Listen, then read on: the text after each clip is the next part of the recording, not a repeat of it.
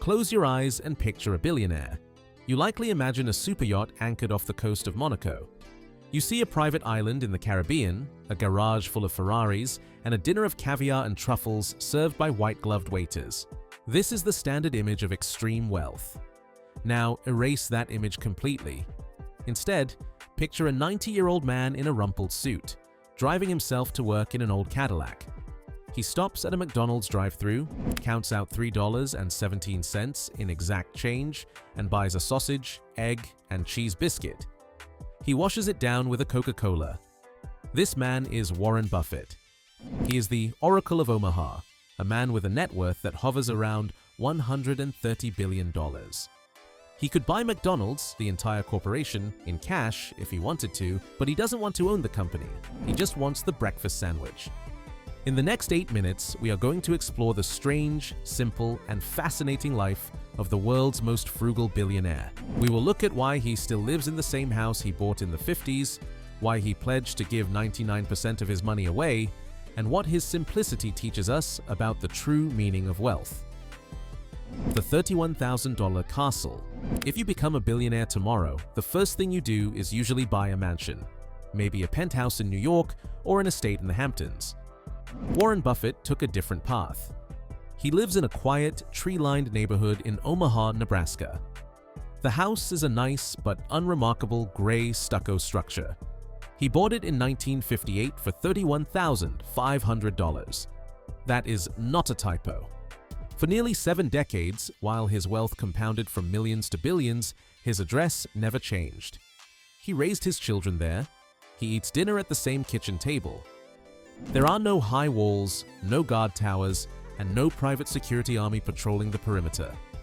When asked why he hasn't moved to something grander, his answer is disarmingly simple. He says, "I'm happy there. I'd move if I thought I'd be happier somewhere else." To Buffett, a house is a utility. It is a place to be warm in the winter and cool in the summer.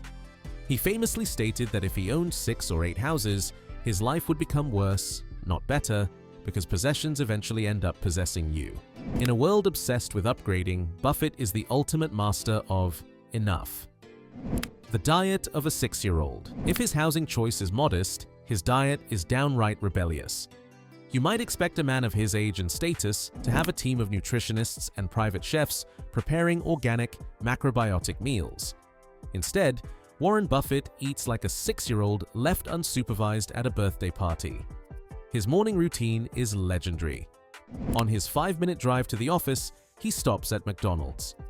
He has a very specific system based on the stock market. If the market is down, he spends $2.61 on 2 sausage patties. If the market is up, he splurges $3.17 for the bacon, egg, and cheese biscuit. He pairs this with Coca-Cola. Not just 1, but 5 cans a day.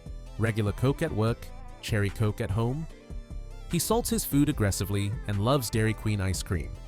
When asked about the health risks of this diet, he joked that he checked the actuarial tables and found that 6-year-olds have the lowest death rate, so he decided to eat like one.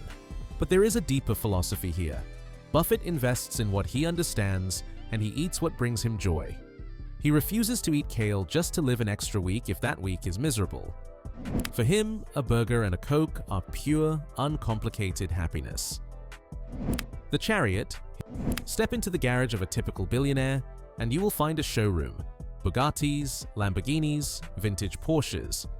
Step into Warren Buffett's garage, and you might think you've walked into the home of a mid-level insurance manager.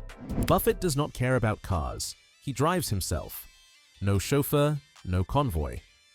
For years, he drove a 2006 Cadillac DTS, a car that was considered outdated even when he bought it. His daughter famously had to convince him to upgrade because his old car was becoming a safety hazard. He eventually bought a newer Cadillac XTS, but only because he was practically forced to. He famously had a license plate that read, "Thrifty." He once explained that he only drives about 3,000 miles a year, so buying a new car is an inefficient allocation of capital. This is the investor mindset bleeding into real life. He sees a car as a depreciating asset, a tool that loses value the moment it leaves the lot. Why would the world's greatest value investor throw money into a hole? He wouldn't. He drives what works and not a mile more. The 99% Pledge. Warren Buffett is known all over the world for his frugality. However, this gentle billionaire is also a great philanthropist. In 2006, Buffett made the largest charitable commitment in history.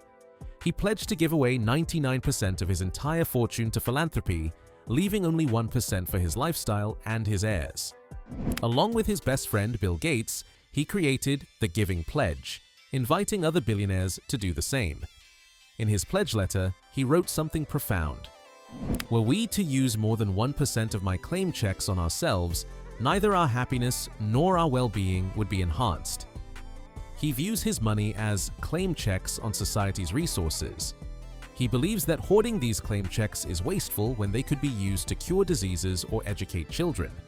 He is essentially a funnel, collecting wealth from the capitalist system through his genius, and then redistributing it back to the world through his ethics. He lives simply so that others may simply live. The Friendship. No story about Buffett is complete without mentioning his friendship with Bill Gates. On paper, they are opposites: the tech nerd who changed the future and the value investor who avoids technology. But they are best friends. Their friendship is defined not by lavish parties, but by bridge games and cheap lunches. There is a famous story Bill Gates tells. They were in Hong Kong and they decided to get lunch. Buffett offered to pay. Did he pull out a black Amex card? No. He dug into his pocket and pulled out coupons for McDonald's. Gates loves telling this story because it captures the essence of the man. It didn't matter that they were two of the richest men in history. A deal is a deal. They spend hours playing online bridge together, a game that costs nothing but requires total mental focus.